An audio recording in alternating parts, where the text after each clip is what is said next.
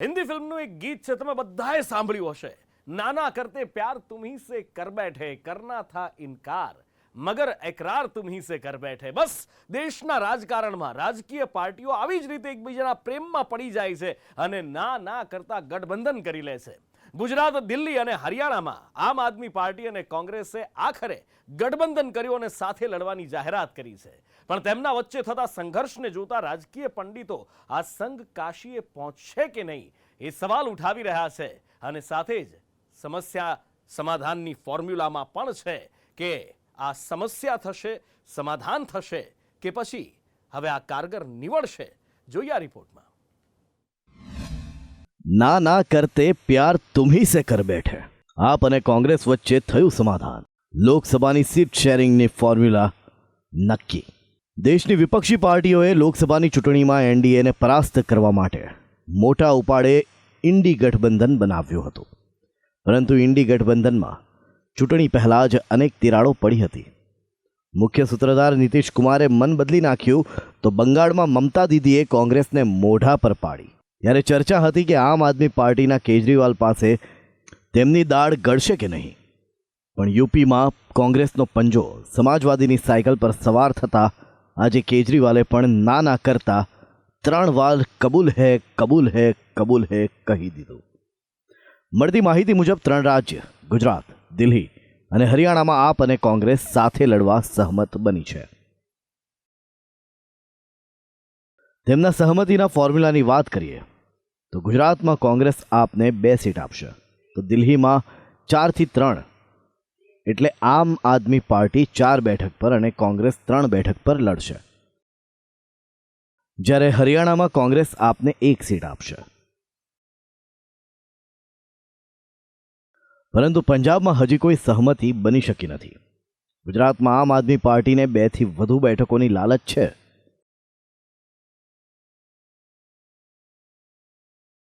જે એનાલિસિસ સાથે સંભવિત ઉમેદવારોના સાથે અમે માનનીય અરવિંદ કેજરીવાલજી, સંદીપજીને આપી હતી અને એના અનુસંધાને અત્યારે 2 બેઠક જે આપ સૌ જાણો છો કે ભરૂચ અને ભાવનગર જાહેર થઈ ચૂકી છે ઇન્ડિયા ગઠબંધન અંતર્ગત આમ આદમી પાર્ટી તરફથી. અને મને પૂરો વિશ્વાસ છે કે કોંગ્રેસ પણ આ સ્વીકારશે અને હજુ પણ કેટલીક બેઠકો ઉપર અમને આશા છે કે સારા સમાચાર મળી શકે એમ છે. હાલ તો 3 રાજ્યોમાં આપ અને કોંગ્રેસ વચ્ચે સીટ શેરિંગ ફોર્મ્યુલા ભલે નક્કી થઈ ગઈ હોય પણ મનમેળ થતું નથી. તેનું શું? આ સમાધાન તો ઉપરી લેવલે એટલે કે પાર્ટીઓના દિગ્ગજ નેતાઓએ કર્યું છે. પણ જે કેડર જમીન પર લડે છે, રોજબરોજ વર્ચસ્વ માટે એકબીજાને ગાળો ભાંડે છે, તેનું શું? આ ઝઘડો એટલો મોટો છે કે આમ આદમી પાર્ટી સીટ શેરિંગની ફોર્મ્યુલા પહેલાં જ 2 ઉમેદવાર જાહેર કરી ચૂકી અને ભરૂચ લોકસભા બેઠક પરથી ચૈતર વસાવા અને ભાવનગરની બેઠક પરથી ઉમેશ મકવાણાનું નામ જાહેર કરી દીધું. ભરૂચ માટે ચૈતરનું નામ ભલે જાહેર થયું હોય પણ પેચ હજી ફસાયેલો લાગે છે.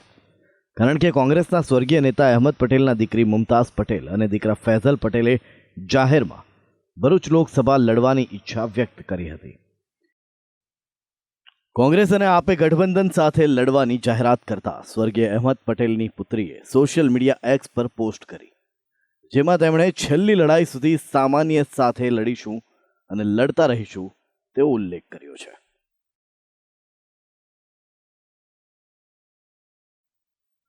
તો તેમના ભાઈ ફૈઝલ પટેલ હજી ઘણા અસમંજસમાં જોવા મળી રહ્યા છે. પહેલા તેઓએ નિવેદન આપ્યું કે અમે સમર્થન કરીશું, પછી પલટી मारी गया. देखिए, ये तो हाईकमान डिसाइड करेगी. जो जब सबसे ज़रूरी है और सबसे बेटर जो कैंडिडेट है वो हाईकमान डिसाइड करेगी और हम जो भी हाईकमान बोलती है हम उसी पे जाएंगे. और अगर सीट कांग्रेस को नहीं मिलती आपको दे जाती है तो फिर कांग्रेस का क्या स्टैंड रहेगा? हम बिल्कुल अलायंस को जिताने की कोशिश करेंगे और जैसे भी करके सपोर्ट करके हम आगे बढ़ेंगे.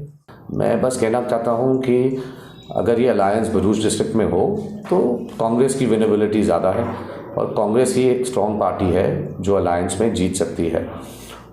ये बात आम आदमी पार्टी को भी समझ जानी चाहिए कि अगर उनका असली मकसद है कि हम ये सीट जीतें तो ये कांग्रेस को सीट दे दीजिए चाहिए. मेरे जो पार्टी वर्कर्स हैं, हमारे कांग्रेस के पार्टी वर्कर्स हैं, ये इनकी सेंटिमेंट्स हैं. हमारे जो कांग्रेस के लीडर्स हैं ये बिल्कुल सपोर्ट नहीं करेंगे अगर गठबंधन हो, और इसी वजह से मैं भी सपोर्ट बिल्कुल नहीं करूँगा। કોંગ્રેસના જિલ્લા પ્રમુખ રાજેન્દ્રસિંહ રાણા પણ તેનાથી નારાજ દેખાઈ રહ્યા છે, જે બેઠક પર કોંગ્રેસ મજબૂત હોવાનો દાવો કરી ફેરવિચારણા માટે કહી રહ્યા છે. આ જિલ્લામાં એક ડેડિયાપાડામાં જ ખાલી એનું વર્ચસ્વ છે. સમગ્ર બીજા 9 ને 2 11 તાલુકામાં કોઈ જગ્યાએ આપ દેખાતી નથી, એમની ડિપોઝિટ ડૂલ થયેલી છે. ત્યારે આ પરંપરાગત સીટ કોંગ્રેસ જીતે એમ છે આ વખત, તો આ કોંગ્રેસને જ ગઠબંધનમાં કોંગ્રેસને જ ટિકિટ મળે અને કોંગ્રેસનો જ કેન્ડિડેટ લડે એવી લાગણી અમે બધા ત્યાં પહોંચાડી છે. અને લોકોની લાગણી છે બધાની. હું ખડગેજીને, અમારા પ્રદેશ પ્રમુખ શક્તિસિંહને આ બધા વતી હું માગણી ત્યાં પહોંચાડું છું. આ બધા વચ્ચે આમ આદમી પાર્ટીના ઉમેદવાર ચૈતર વસાવા કોંગ્રેસનું સમર્થન મળશે તેવો આશાવાદ વ્યક્ત કરી રહ્યા છે. ત્યારે આવનાર દિવસોમાં ભરૂચ લોકસભા પરથી આમ આદમી પાર્ટીના ઉમેદવાર તરીકે મને જ્યારે અમારા રાષ્ટ્રીય અધ્યક્ષે જાહેર કર્યા છે, ત્યારે ચોક્કસપણે હું માનું છું ઇન્ડિયા ગઠબંધનમાં ભરૂચ લોકસભા અમને મળશે, અમને સ્વીકારશે. અને અમે બધા સાથે રહીને, કોંગ્રેસના તમામ સાથી મિત્રો અમે બધા સાથે રહીને આવનાર દિવસોમાં ભાજપને કઈ રીતના પરાસ્ત કરવાનો છે એ દિશામાં અમે કામ કરીશું. બીજી બાજુ તેમની સામે છે ભાજપના જૂના ખેલાડી મનસુખ વસાવા, જે છેલ્લી 7 ટર્મથી ભાજપનો વિજય પરચમ લહેરાવતા આવ્યા છે અને હજી એક કિલ્લો સાબુત હોવાનો દાવો કરી રહ્યા છે. આપને કોંગ્રેસને એવું છે કે ગઠબંધન કરીને ગુજરાતમાં 2-4 સીટો આપણે લોકસભાની આપણે મેળવીશું, એવા એક સ્વપ્નમાં એ લોકો ચાલે છે. પણ એ માત્ર એમનું સપનું છે. ભરૂચ લોકસભા સહિત ગુજરાતની 26 સીટ જીતવા માટે સંપૂર્ણ વ્યૂહરચના સાથે ભારતીય જનતા પાર્ટી ખૂબ આગળ વધી રહી છે. એટલે આ તો આજકાલના આવેલા આ પાર્ટીવાળા એ ગમે એટલી વ્યૂહરચના કરે કે સ્વામીની યાત્રા કરે, એનાથી કોઈ ફરક પડતો નથી અમને. આમ આદમી પાર્ટી અને કોંગ્રેસ વચ્ચે ભાવનગર બેઠકને લઈને પણ આવી જ ખેંચતાણ જોવા મળી રહી છે. આમ આદમી પાર્ટીએ ભાવનગર બેઠક પરથી ઉમેશ મકવાણાને ઉમેદવાર જાહેર કર્યા છે. તેની સામે જિલ્લા કોંગ્રેસમાં નારાજગી જોવા મળી રહી છે. આ વખતની લોકસભા ચૂંટણી ખૂબ ખાસ બની છે, કારણ કે કોંગ્રેસ માટે તો આ જીવન મરણનો પ્રશ્ન બન્યો છે. જ્યારે આમ આદમી પાર્ટી વિસ્તાર વધારવાના પ્રયાસમાં છે, તો બીજી તરફ ભાજપ ગુજરાતમાં જીત માટે નહીં પણ 5 લાખની લીડ માટે મહેનત કરી રહી છે. આ લોકસભામાં એ જ વિજય પરચમ લહેરાવશે જેના પર જનતા મહોર મારશે. બ્યુરો રિપોર્ટ, સંદેશ ન્યૂઝ. આજનું એજન્ડામાં હવે વાત વડાપ્રધાન મોદીના ધર્મપથની. દરેક સમાજ, દરેક વ્યક્તિની અંદર ધર્મ ધબકે છે અને જુદા જુદા સમાજના વ્યક્તિઓ સાથે એકાત્મનો ભાવ જાળવી રાખવા વડાપ્રધાન ધર્મપથ પર આગળ વધી રહ્યા છે. વડાપ્રધાન મોદી દેશના દરેક મોટા ધાર્મિક અનુષ્ઠાનમાં સહભાગી બને છે અને તેમની આ છબી સામાન્ય લોકો સાથે એમને કનેક્ટ કરે છે. અને આજે તરબમાં વાળીનાથ ધામના કાર્યક્રમમાં પણ વડાપ્રધાન મોદીનો એ ધર્મપથનો એ ઇશારો જોવા મળ્યો. ધર્મપથ પર ચાલતા વડાપ્રધાન મોદી દેખાયા. જય વાળીનાથ, જય જય વાળીનાથ. પરાંબા हिंगलाज माता जी की, हिंगलाज माता जी की, भगवान श्री दत्तात्रेय की, भगवान श्री दत्तात्रेय की. વડાપ્રધાન મોદીની સફળતાના કેટલાય રાઝ છે અને તેમાંનો એક છે ધર્મપથ. તેમની મંઝિલ સ્પષ્ટ છે અને તેના માટે તેમનો માર્ગ નક્કી છે. ધર્મપથ. ભારતમાં ભલે જુદા જુદા ધર્મના લોકો વસતા હોય પણ પોતપોતાના ધર્મમાં તેમની આસ્થા હોય છે. ત્યારે ધર્મપથ પર ચાલતા વડાપ્રધાન મોદી દરેકને પોતીકા લાગે છે. આજે મહેસાણાના તરફ વાળીનાથ મહાદેવ ધામના કાર્યક્રમમાં વડાપ્રધાન મોદીએ ખાસ હાજરી આપી હતી. પરંતુ આ કોઈ પહેલી ક્ષણ નહોતી જ્યારે વડાપ્રધાન મોદી ધર્મપથ પર દેખાયા હોય. આ પહેલા રામ મંદિરનો પ્રાણ પ્રતિષ્ઠા કાર્યક્રમ હોય કે પછી કલ્કી ધામના શિલાન્યાસનો કાર્યક્રમ કે પછી કાશી વિશ્વનાથ કોરિડોર કે પછી ઉજ્જૈનના મહાકાલ લોકનો કાર્યક્રમ, દરેક પ્રસંગે તેમની હાજરી અચૂક જોવા મળી હતી. માત્ર હાજરી નહીં પણ સભા સંબોધતી વખતે જયકારો પણ એટલા જ જોશથી બોલાવે છે જે લોકોના દિલમાં ઘર કરી જાય છે. અયોધ્યામાં રામ મંદિરની પ્રાણ પ્રતિષ્ઠા સમયના આ દ્રશ્યો જોઈ લો. सियावर रामचंद्र की जय, सियावर रामचंद्र की जय. હવે જુઓ યુપીના સંભલમાં કલ્કીધામના શિલાન્યાસ કાર્યક્રમમાં હાજર પીએમ મોદી. जय मां कैला देवी, जय मां कैला देवी, जय मां कैला देवी, जय बूढ़े बाबा की, जय बूढ़े बाबा की. કાશી વિશ્વનાથ ધામના કોરિડોર સમયે પણ તેમની હાજરી અચૂક હતી. हर हर महादेव, हर हर महादेव, नमः पार्वती पते. તો ઉજ્જૈનના મહાકાલ લોકના ઉદ્ઘાટન પ્રસંગે વડાપ્રધાન મોદીએ જયકારો બોલાવ્યો હતો. हर हर महादेव, जय श्री महाकाल,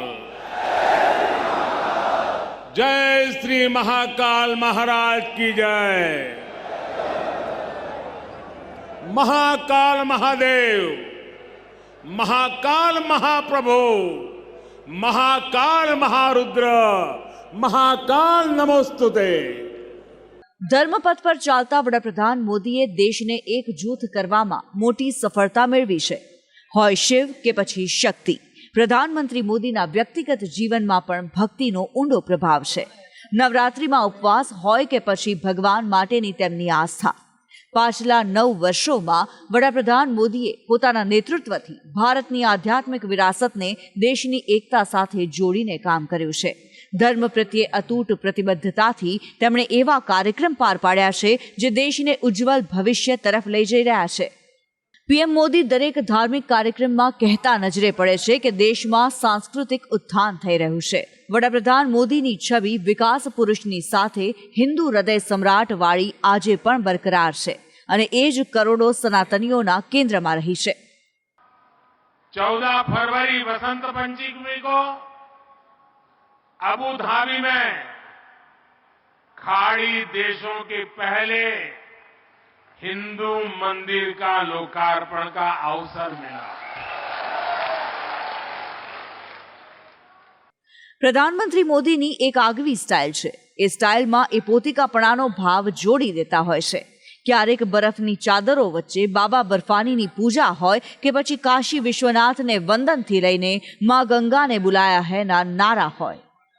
માથામાં ચંદનનો લેપ, ગળામાં રુદ્રાક્ષની માળા, રામથી લઈને રાષ્ટ્રની વાત. પ્રધાનમંત્રી મોદીનો ભક્તિપથ એવી જ રીતે સજેલો છે.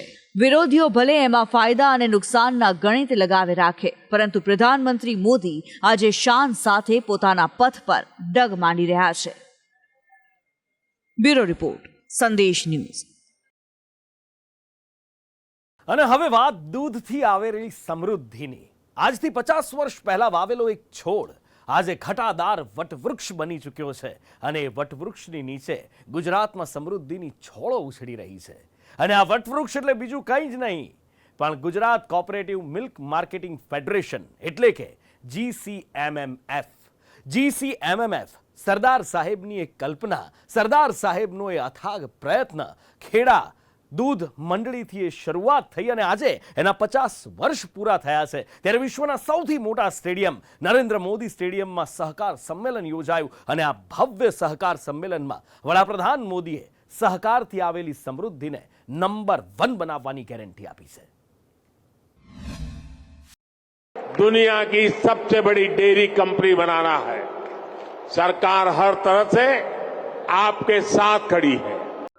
ગુજરાતના ગામડાની તસવીર બદલાઈ, પશુપાલકના માથાની લકીર બદલાઈ છે. નસીબ બદલાયું, કર્મ બદલાયું અને ધીરે ધીરે ગુજરાતનું ગામડું બદલાયું છે. આજે ગામે ગામ દૂધની ધારા વહે છે. ગામડાનું અર્થતંત્ર પૂરપાટ ઝડપે દોડી રહ્યું છે. તેના પાયામાં છે અનેક લોકોનો પરસેવો. દિવસભરની મજૂરી, ટાઢ, તાપ અને વરસાદમાં પોતાના પરિવારજન સમજીને થતી પશુધનની સેવા.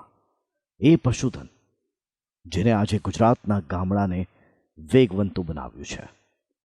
मैं आज इस यात्रा को सफल बनाने में पशुधन के कंट्रीब्यूशन को भी सम्मानित करता हूं, उनके प्रति आदर व्यक्त करता हूं।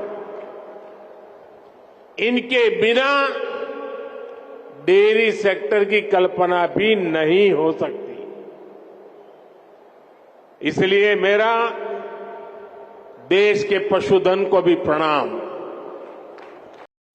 આવી જ કહાની બનાસકાંઠાના વડગામ તાલુકાના નગાણા ગામના નવલબેન ચૌધરીની.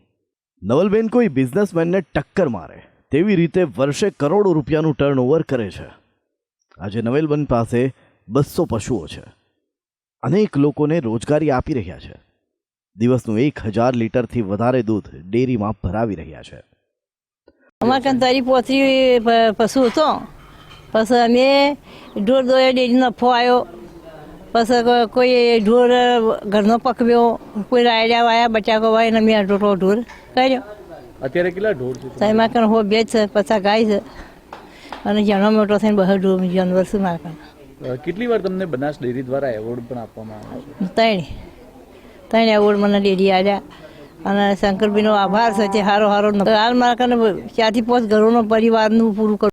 માત્ર નવલબેનની જ નહીં પરંતુ ગુજરાતના ગામે ગામ ડેરીના સહકારી માળખા થકી પશુપાલકો પોતાનો વટભેર વ્યવસાય કરે છે.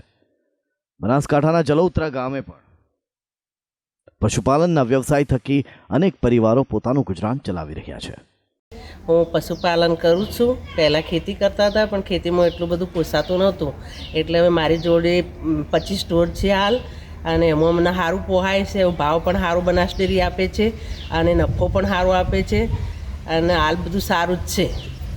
લોકોને દાંતરડાના હાથા ઉપર કે પશુપાલન ઉપર પોતાનું જીવન ગુજારે છે.